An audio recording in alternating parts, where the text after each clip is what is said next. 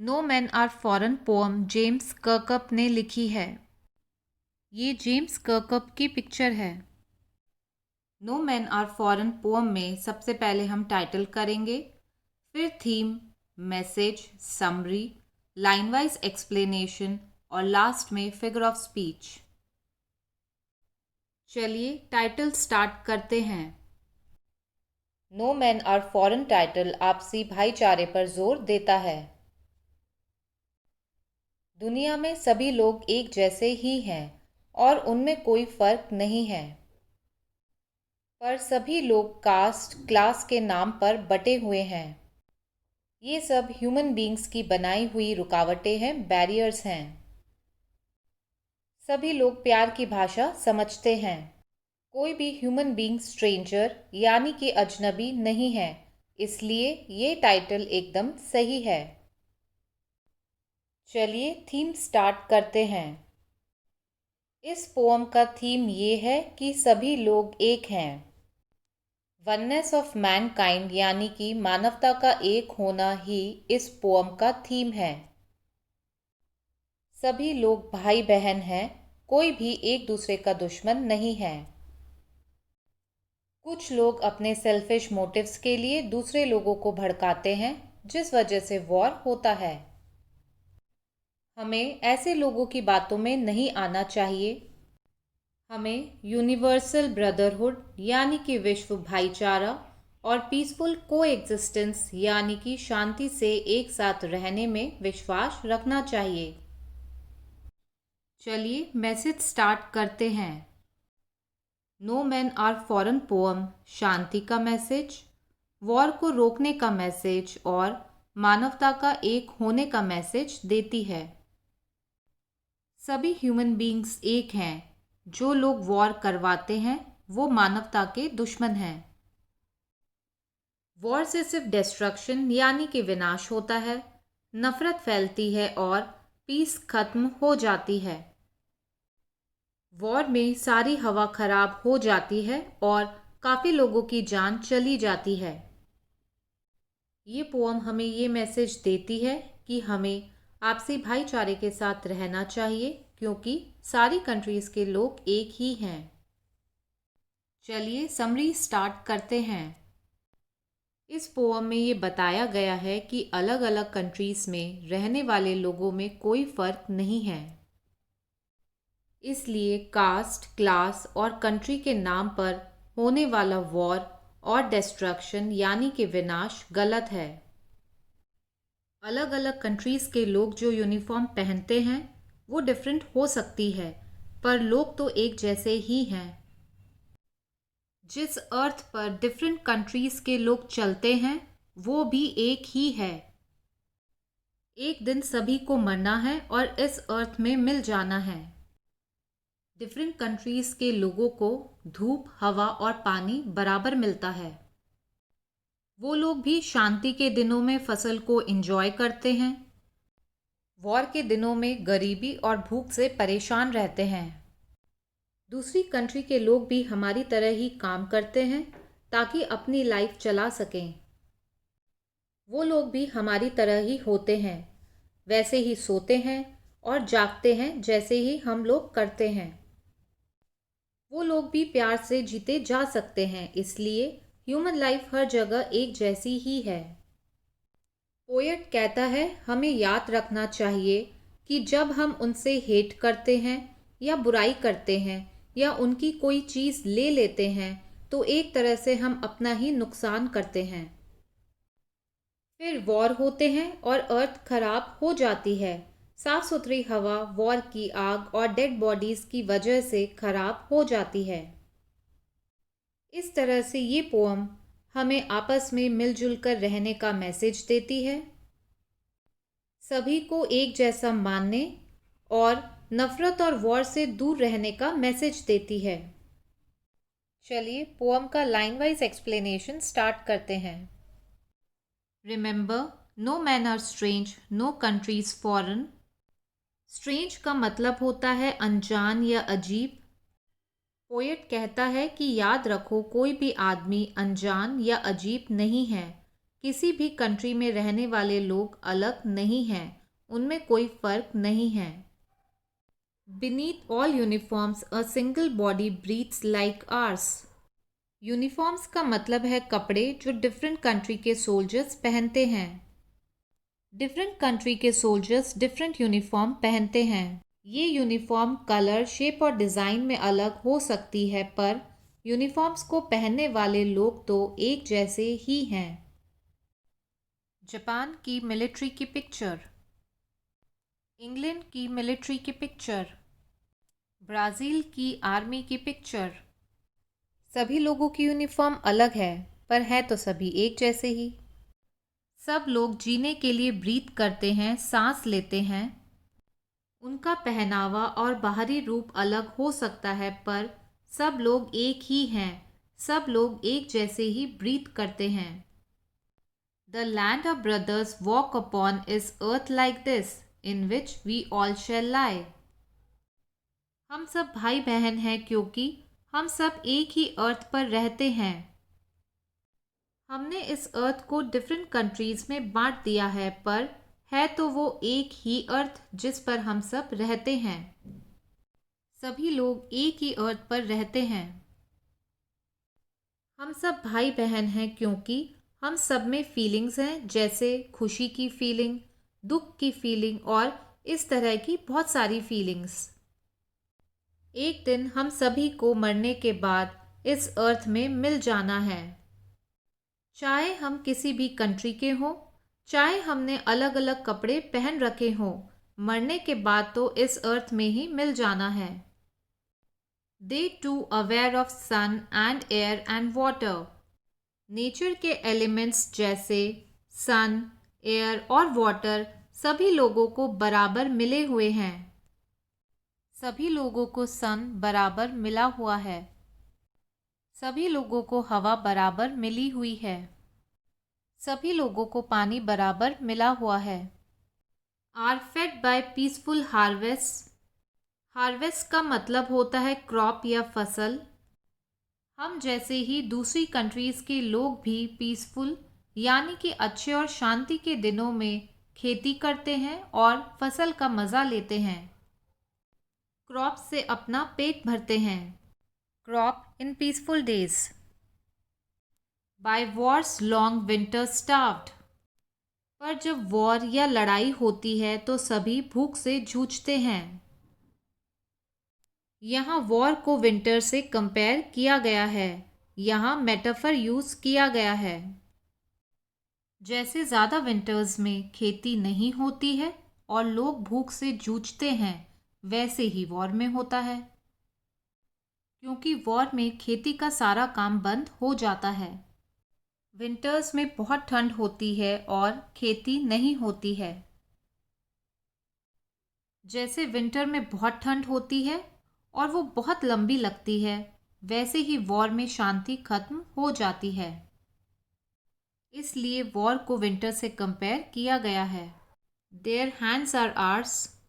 उनके हाथ भी हमारे हाथ जैसे ही होते हैं। And in their lines we read a labour not different from our own.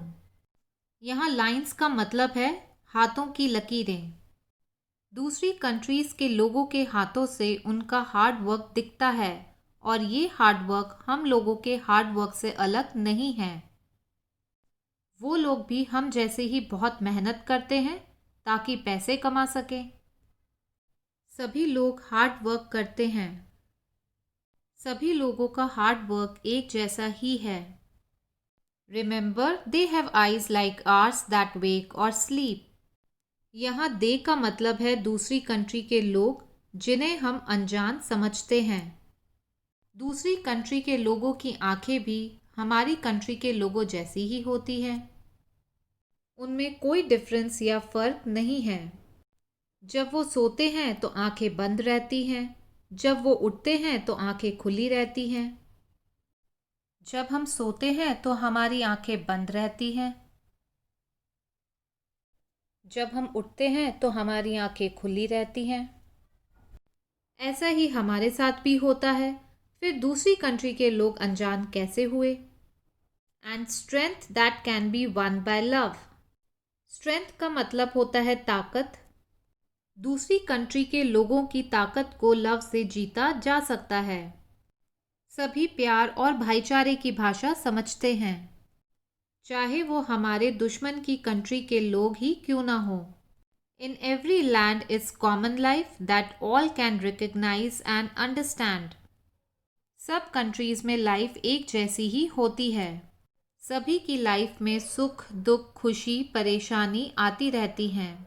सभी कंट्रीज के लोग ऐसी ही कॉमन लाइफ जीते हैं, चाहे हमारी कंट्री के लोग हो या एनिमी यानी कि दुश्मन कंट्री के लोग हों। इस तरह की कॉमन लाइफ को सभी पहचान और समझ सकते हैं। पोएट ये बताना चाहता है कि सभी की लाइफ एक जैसी ही होती है, जिसे कोई भी आसानी से पहचान और समझ सकता है। Let us remember whenever we are told to hate our brothers. Poet कहता है कि कुछ सेल्फिश लोग अपने फायदे के लिए भोली जनता को भड़काते हैं। उनकी चालाकी को कॉमन मैन समझ नहीं पाता और दूसरे देश के लोगों से नफरत करने लग जाता है। इस नफरत से युद्ध हो जाते हैं। पोएट कहता है कि ऐसे लोगों की बातों में नहीं आना चाहिए क्योंकि सभी लोग एक समान हैं। It is ourselves that we shall dispossess, betray, condemn. Dispossess का मतलब होता है डिप्राइव या वंचित रहना। बिट्रे का मतलब होता है धोखा देना। कंडेम का मतलब होता है बुराई करना। जब हम दूसरे देश के लोगों से नफरत करने लग जाते हैं तो हम उनकी चीज़ों से उन्हें वंचित कर देते हैं, यानी कि जो उनका है हम उनसे वो छीन लेते हैं। हम उन्हें धोखा देते हैं और उनकी बुराई करते हैं। पर जब हम उन्हें, जो कि हमारे भाई जैसे हैं, धोखा देते हैं तो हम एक तरह से अपने आप ही चीज़ों से वंचित हो जाते हैं। हम अपने आप को ही धोखा देते हैं और हम अपनी ही बुराई दिखाते हैं। अपने ही लोगों के साथ बुरा करने में हमारा ही नुकसान है।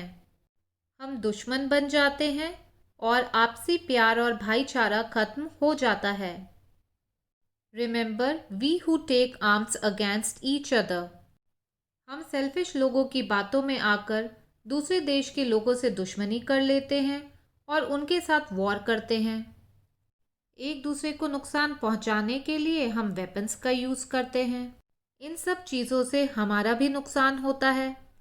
इसलिए पोएट कहता है कि हमें सेल्फिश लोगों की बातों में नहीं आना चाहिए और एक दूसरे से नफरत नहीं करनी चाहिए। It is the human earth that we defile. Defile का मतलब होता है पॉल्यूट करना या गंदा करना। जब हम वेपन्स यूज़ करते हैं तो हम धरती को गंदा करते हैं। ये अर्थ सारे ह्यूमन बींग्स की है, इसीलिए इसे ह्यूमन अर्थ कहा है। ये अर्थ सारे ह्यूमन बींग्स की है। ये अर्थ एक पर्टिकुलर कंट्री के लोगों की नहीं है। ये सभी कास्ट, क्लास और कंट्री के लोगों की है। पर हम वॉर में इस ह्यूमन अर्थ को वेपन से गंदा कर देते हैं। Our hells of fire and dust outrage the innocence of air that is everywhere our own. Hello एक ऐसी जगह है जहां डेथ के बाद बुरा काम करने वालों को पनिश किया जाता है। आउटरेज का मतलब होता है बहुत सारा गुस्सा। जब वॉर होता है तो वेपन्स यूज में लिए जाते हैं। उन वेपन्स में बहुत आग और धूल धुआं निकलता है। वॉर में वेपन्स यूज में लिए जाते हैं। वेपन से आग निकलती है, इससे सारी हवा खराब हो जाती है। वॉर में अर्थ डस्ट से खराब हो जाती है। बहुत से लोगों की जान भी चली जाती है। वॉर में बहुत से लोगों की जान चली जाती है। अर्थ हेल यानी कि नरक जैसी लगने लग जाती है। हेल्स ऑफ फायर एंड डस्ट। ये आग इनोसेंस यानी कि साफ सुथरी प्योर हवा को पूरी तरह से पॉल्यूट कर देती है। वॉर में साफ सुथरी हवा खराब हो जाती है। That is everywhere our own का मतलब है कि ये हवा हम सबकी है और सब जगह एक जैसी ही है। इसी तरह सभी कंट्री के लोग एक जैसे ही हैं और उनमें कोई डिफरेंस नहीं है। पर नफरत की वजह से लोगों के माइंड्स की प्योरिटी खराब हो जाती है। Remember, no man are foreign and no country strange. Poet ये कहना चाहता है कि लोग अनजान नहीं हैं और कोई भी कंट्री अजनबी नहीं है। सभी एक हैं। सभी कंट्री के लोग एक ही हैं। पोएट यूनिवर्सल ब्रदरहुड यानी कि आपसी भाईचारा और पीसफुल को एग्जिस्टेंस यानी कि शांति से एक साथ रहने में बिलीव करता है। वो इस बात पर विश्वास रखता है कि इस दुनिया में नफरत के लिए कोई जगह नहीं है। चलिए फिगर ऑफ स्पीच स्टार्ट करते हैं। Rhyme scheme. इस पोम में कोई राइम स्कीम नहीं है, ये फ्री वर्स में लिखी गई है। मेटाफर। मेटाफर में दो अलग चीज़ों को कंपेयर किया जाता है। Beneath all uniforms a single body breathes, इस लाइन में मेटाफर है। यहाँ यूनिफॉर्म का मतलब है कपड़े जो डिफरेंट कंट्री की मिलिट्री यानी कि सोल्जर्स पहनते हैं। डिफरेंट कंट्री के सोल्जर्स डिफरेंट यूनिफॉर्म पहनते हैं। ये यूनिफॉर्म कलर, शेप और डिज़ाइन में अलग हो सकती है, पर यूनिफॉर्म्स को पहनने वाले तो लोग ही हैं। चाहे उनकी यूनिफॉर्म्स कैसी भी हो, पर वो सब है तो एक जैसे ही। By Wars long winter starved में भी मेटाफर है। यहाँ विंटर और वॉर को कंपेयर किया गया है। विंटर्स में बहुत ठंड होती है और इसलिए फसल नहीं होती है। वैसे ही वॉर में होता है। वॉर में भी फार्मिंग यानी कि खेती नहीं होती है और लोगों को भूख से जूझना पड़ता है। इसलिए विंटर और वॉर दोनों में ही भूख और अनाज की कमी को फेस करना पड़ता है। Our hells of fire and dust outrage the innocence of air that is everywhere our own. इस लाइन में मेटाफर का यूज़ किया गया है। यहाँ वॉर को हेल से कंपेयर किया गया है। वॉर में वेपन्स यूज़ में लिए जाते हैं, उससे आग निकलती है और बहुत लोग मारे जाते हैं। इस वजह से अर्थ और हवा दोनों ही खराब हो जाती है। विनाश की वजह से अर्थ रहने लायक नहीं रहती। इसी तरह से हेल यानी कि नरक में भी ऐसा ही माहौल होता है और वो रहने लायक नहीं होता। Transferred epithet. ट्रांसफर्ड एपिथेट का मतलब होता है वो एडजेक्टिव या विशेषण जो उस नाउन के बारे में नहीं बताता है जिसके आगे वो लगा है, बल्कि वो किसी और नाउन के बारे में बताता है। Are fed by peaceful harvest. यहाँ पीसफुल हार्वेस्ट में ट्रांसफर्ड एपिथेट यूज में लिया गया है।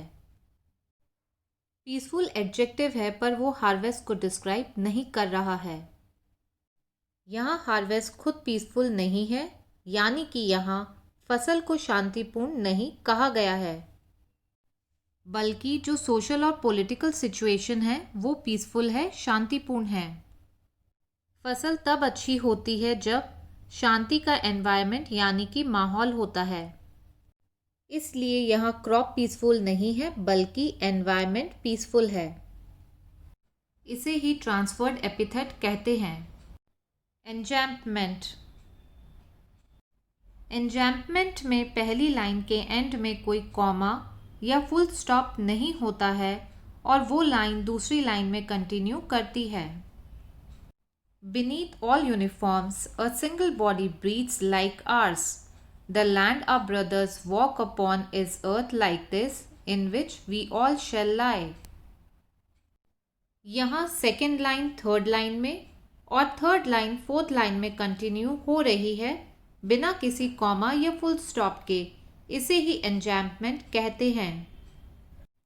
एन्जैम्पमेंट in second stanza. Their hands are ours, and in their lines we read a labor not different from our own. यहाँ थर्ड लाइन फोर्थ लाइन में continue हो रही है। Enjambment in third stanza. Remember, they have eyes like ours, that wake or sleep, and strength that can be won by love. In every land is common life that all can recognize and understand. यहाँ first line second line में, second line third line में और third line fourth line में continue हो रही है. Enjambment in fourth stanza. Let us remember, whenever we are told to hate our brothers, it is ourselves that we shall dispossess, betray, condemn. यहाँ पहली line second line में continue हो रही है और सेकेंड लाइन थर्ड लाइन में continue हो रही है. Enjambment in fifth stanza. Our hells of fire and dust outrage the innocence of air that is everywhere our own.